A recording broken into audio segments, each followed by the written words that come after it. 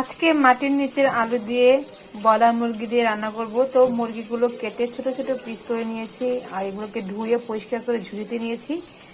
আর এইখানে আলুটা সুন্দর করে কেটে ধুয়ে হাফ সেদ্ধ করে নিয়েছি যাতে গলা না ধরে। এটা কিন্তু মাটির নিচের আলু। এদিকে পেঁয়াজ, আদা, রসুন, গরম মশলা একটু ভালোভাবে ভেজে নিচ্ছি। আর আজকে কিন্তু আমি নতুন কড়াইতে মশলাগুলো ভালোভাবে ভেজে নিচ্ছি। সামান্য পরিমাণ পানি দিয়ে দেবো ভালোভাবে কষানোর জন্য।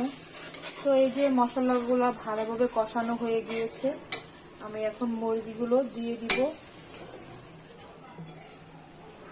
তরকারির কালারটা কিন্তু অনেক সুন্দর হয়েছে। তো এখন এটাকে নেড়ে দিব। যেটু পানি উঠছে এই পানির ভিতরেই হচ্ছে এই আলুটাকে আরেকটু সেদ্ধ করে নিব। তো আলু দিয়ে দিলাম, আরেকটু নাড়াচাড়া দিব, দিয়ে ঢেকে দিব। আলুটা একটু সেদ্ধ পরে ঝোল দিব। এই প্রথম রান্না করতেছি মাটির নিচে আলু দিয়ে মুরগির মাংস। কেমন হবে জানি না, তাই কেউ যদি খেয়ে থাকেন অবশ্যই কমেন্টে বলবেন। তরকারিটা কিন্তু কষানো হয়ে গিয়েছে, এখন ঝোল দিয়ে দিব। তো এই যে আলুটা মোটামুটি সেদ্ধ হয়ে গেছে, তরকারিটা কিন্তু হয়ে গিয়েছে। আমি এখন জিরা গুঁড়ি দিয়ে নামিয়ে ফেলবো। দেখেন কত আঠালো হয়েছে।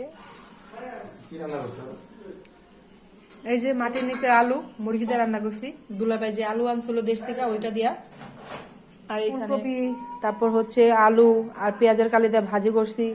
এখানে গরম ভাত, দুধ গরম করছি, আর এখানে যে ভর্তা করছি, ধনেপাতা ভর্তা।